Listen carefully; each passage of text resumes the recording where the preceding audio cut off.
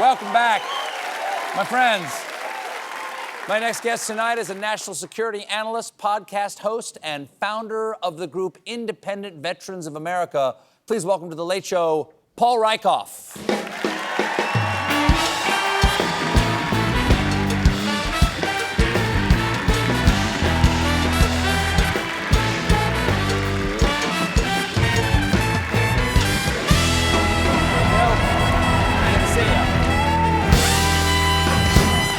Well, Paul, it's been a little while, but you haven't gotten any smaller. Thanks for being here.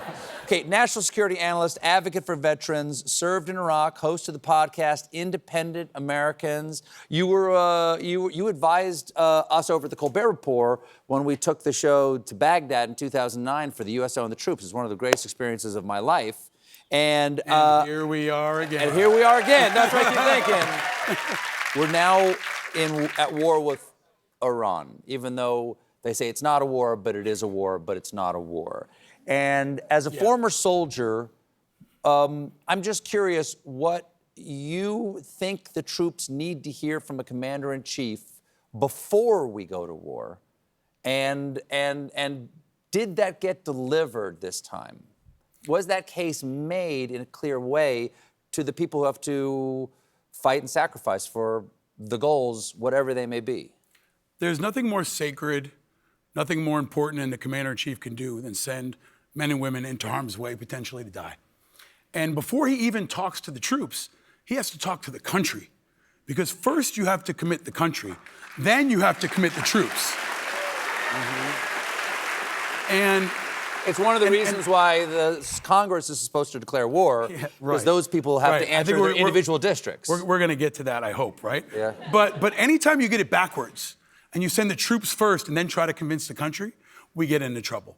And the challenge is that most of the country does not support this operation in Iran, does not support boots on the ground, does not support a lot of what he's doing right now.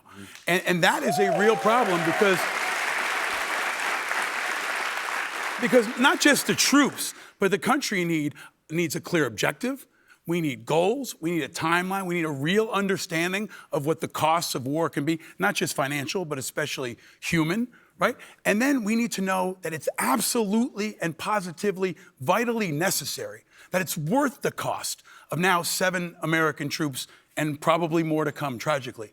But we need to know it's worth it. He's hit 9 countries. I got him here. So far, in the last 14 months, Somalia, Iraq, Yemen, Iran, Caribbean, Syria, Nigeria, Venezuela, and Ecuador. And for a guy who ran very specifically on no new wars, what do you make of this change of heart?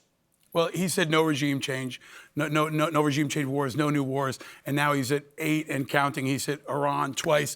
I think the most important story in the world is that Donald Trump can do anything he wants with the most powerful military the world has ever seen, and nothing is stopping him. Congress is completely failing. And I think Americans are outraged with Republicans most of all, of course, but the Democrats too, because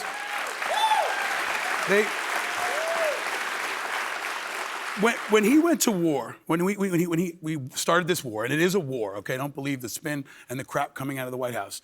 He did it on a Saturday. They didn't even come back into Congress. They didn't interrupt their weekend. The members of Congress were in their mansions and they're posting tweets. They couldn't even have an emergency session of Congress to discuss the new war. At least the UN called the Security Council and had an emergency session. Our Congress didn't even get back together. They're supposed to be a check. They're supposed to be a guardrail. They're not even a speed bump. They're supposed to be the guardians of our democracy. They're like the mall cops of our democracy. They're not even writing tickets. He is all gas, no brakes, right? And he's blowing past them. Now, we heard freedom for the Iranian people. We heard regime change. We heard stopping their nuclear ambitions. We said stopping their attacks, both regionally and eventually, and possible near-term missiles against the United States. It got vague after a while. As far as regime change goes, as we were saying earlier, now there is a new Ayatollah, a new supreme leader. It's Mujtaba Khamenei, which is Ayatollah Khamenei's son. What's he like? Do we know? He's more bad. Yeah. And now he's got and younger. He's got something. He's got a vendetta, I'm sure. Yeah, of course. I mean, look, the rationale keeps changing, right?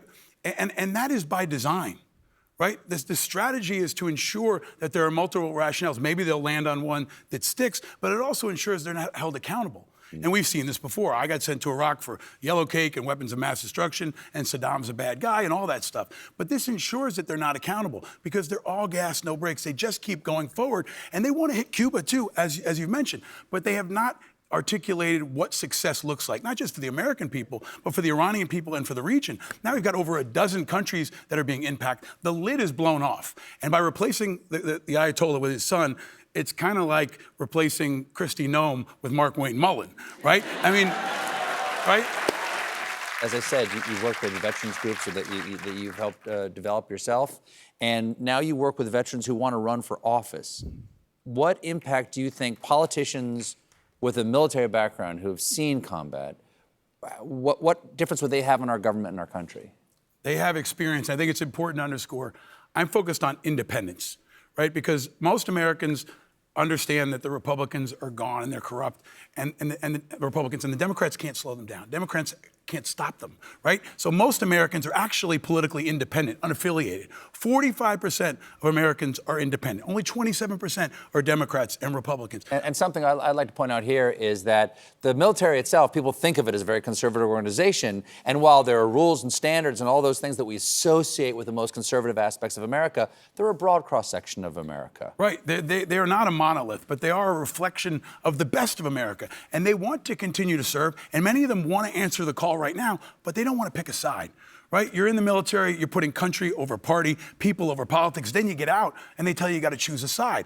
Well, what if we could create a way for them to run without having to pick a side? To run for America, not for the Democrats, for the Republicans. That's what we believe is the opportunity that's presenting itself right now.